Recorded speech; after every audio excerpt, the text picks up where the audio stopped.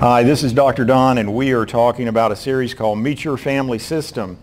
And in this one, we're going to be looking at the role of subsystems. I hope you watched the introductory video where we kind of went over the basics of family systems, and then we talked a little bit about genograms. But I want to talk about the first major construct in the theory, which is understanding the subsystems within a family. So I'm going to throw a family up here on the board, and we're going to talk a little bit about it. Family starts with, we're going to do this one real simple, mom, dad, and the kids. So family of 4. And as a therapist, systems theory is a way for me to understand how these folks interact and how problems arise. So there are going to be 3 major subsystems that you as a therapist are wanting to analyze as you're listening to people talk. The first one is the marital subsystem. So our first major subsystem is this one right here. And that's going to be the one that you're most interested in. The marital subsystem is the primary subsystem within the family system. It's the big one. It's the one that sets the tone for everything. It's the one that's going to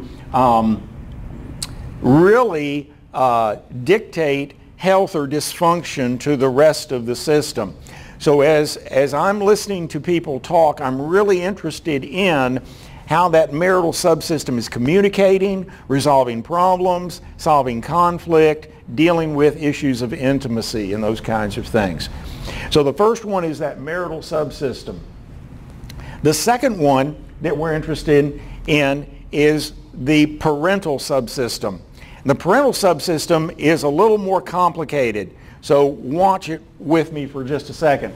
The parental subsystem is going to be everything that represents the parent's relationship with the kids, right here, but it also includes dad's relationship to the son, dad's relationship to the daughter, and his relationship to the son and the daughter. It's also a subsystem which is mom and the son, mom and the daughter, mom and the son and daughter.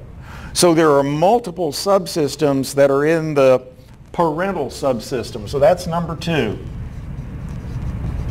is parental. And there's several of those that we're interested in analyzing.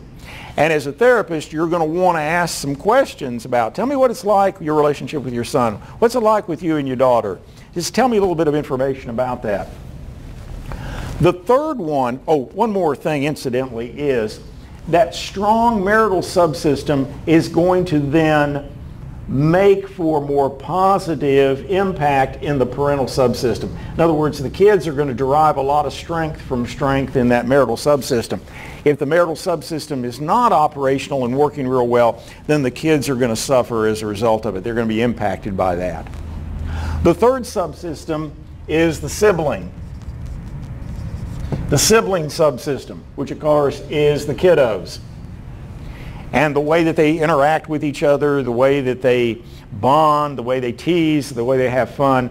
And remember, no matter how old a person gets, whether they're 14 or 40, they're back in their family system, they get placed back into that sibling subsystem. People go home and they'll say, you know, I'm an adult all the time everywhere I go, and I go back to family reunions, and my older siblings treat me like I'm still the baby of the family. Well, that's that sibling subsystem going on and operating there.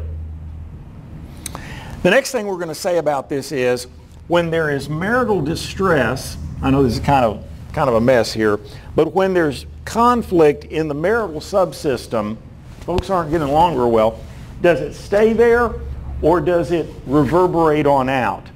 Well, what we know is, because this is a wind chime, they all impact each other, that stress, that distress is going to flow on down to the kids as well. And so the more health we can have here, the better off the kids are going to do.